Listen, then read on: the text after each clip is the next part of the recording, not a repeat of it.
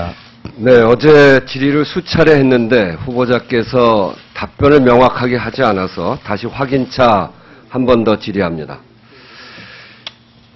재벌 대부업자인 정모 후보자가 이 횡령과 횡령과 대부업법 위반으로 피소가 됩니다.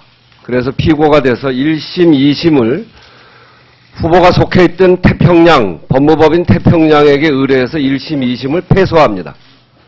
그리고 그 피고인은 태평양을 믿을 수가 없어서 태평양하고 대법에서 계약하지 않고 김앤장으로 옮겨서 합니다.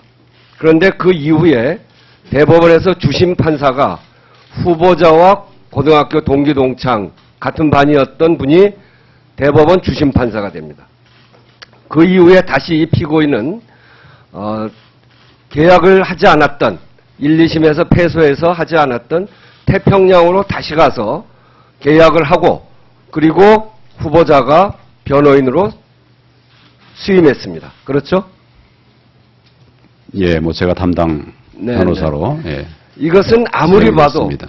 이 재벌 대부업자가 황교안 후보자를 찾아간 이유는 재판관이 황 후보자 친구라서라고 보여지는 게 합리적 의심인데 그거에 대해서 어떻게 생각하시나요? 의원님께서 어제 그 말씀을 여러 번 하셨는데 제가 그분의 생각을 제가 알 수는 없다. 그렇지만 저는 그런 부분에 관해서 오해의 소지가 생기지 않도록 그렇게 변호 활동을 하겠다 이런 말씀을 드렸습니다. 그런데 지금 의원님 말씀하시는 그런 걱정을 전체적으로 보면 좀 하지 못한 부분에 대해서는 제가 좀 심려가 부적절한 수임이었다 이렇게 생각하지 않습니까? 제가 사려가 좀 깊지 못했다 이런 생각을 합니다. 사려가 깊지 못했다. 이런 것들이 특수관계를 활용한 수임이기 때문에 그래서 전관예우 이런 문제들이 나오는 겁니다. 이 점을 한 가지 지적해 두고요. 오늘 사려가 깊지 못했다라고 하는 답변은 한 발 진전했다 이렇게 보여지고요. 홍종학 의원께서도 얘기하셨지만 민생 위기 시대입니다. 민생 위기 시대에 지금 가계부채 1100조의 시대에 은행에서 저금리 대출에 접근하기 어려운 서민들이 최고 39%까지의 고리대부를 하면서 이득을 취한 사람의 변론까지 맡았던 분이 이 민생 위기 시대에 총리로서 적합한가 하는 의문이 있습니다. 이 점에 대해서는 어떻게 답변하시겠습니까? 저의 부족함이 많이 있는 것으로 알고 있습니다. 이 부분은 혹시 제가 총리로 임명이 되면 각 부처 장관들과 또 외부 전문가들의 의견까지 들어서 제 혼자의 힘이 아니라 우리의 힘으로 집단 지성으로 같이 지혜를 모아서 좋은 방안을 마련해 보도록 노력하겠습니다. 그냥 다 합쳐서 좋은 방안으로 좋게 가겠다 이런 얘기 같으신데 총리 후보자로서 이런 국민들의 우려에 대해서 좀 더 명확하게 대답하시는 게 맞습니다.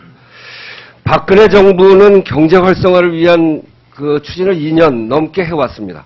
고강도 규제 완화, 부동산 규제 완화를 통한 인위적 경기 부양, 적자 예산 편성 이런 것들을 추진했습니다. 그런데 말입니다. 제가 노원구인데 우리 동네를 다녀보고 상가를 다녀보면 IMF 때하고도 비교할 수 없을 정도로 서민들의 삶이 너무너무 힘듭니다. 서민들의 삶이 왜 이렇게 어려워졌는지 한번 말씀해 보시죠. 기본적으로는 경제 성장이 충분하게 이루어지지 않기 때문에 부가 혹시 경제 성장 이야기 하시는데 노동소득 분배율이라는 거 아세요? 예, 알고 있습니다. 뭐죠? 설명해 보시죠.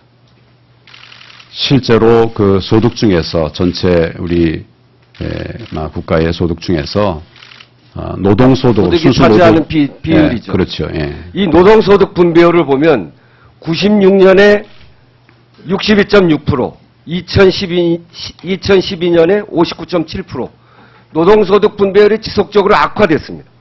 그 얘기는 뭐냐면 일한 만큼 대가를 제대로 받지 못한다는 겁니다.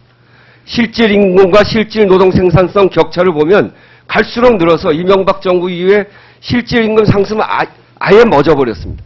지금 10대 재벌이 갖고 있는 사내 유보금이 얼마인지 아세요? 뭐 굉장히 기하급수적으로 많아지고 있다고 알고 있습니다. 노동소득 분배율은 떨어지고 실질 임금은 상승하지 않고 10대 재벌의 사내 유보금은 늘어나는 건 무슨 소리입니까?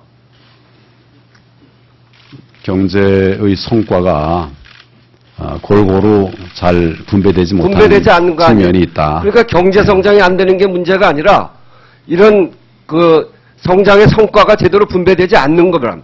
두 문제가 다 복합되어 있다. 그래서 중요한 문제가 공식적으로는 600만 비정규직, 비공식적까지 다 합치면 1000만 비정규직, 그리고 자영업자 문제입니다. 자영업자의 평균 소득이 얼마인지 아세요?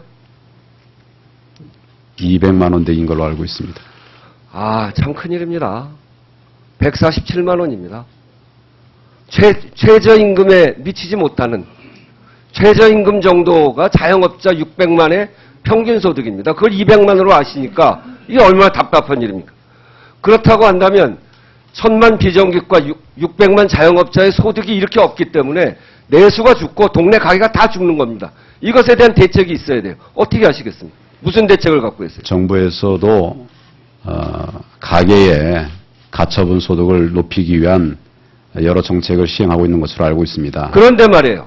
정부에서는 경제활성화법이라고 해서 학교 옆에 호텔을 짓는 거, 선상 크루즈 카지노를 하는 거, 의료 민영화하는 거, 이런 법이 경제활성화라고 이야기하고 있는데 이것에 대해서 어떻게 생각하세요?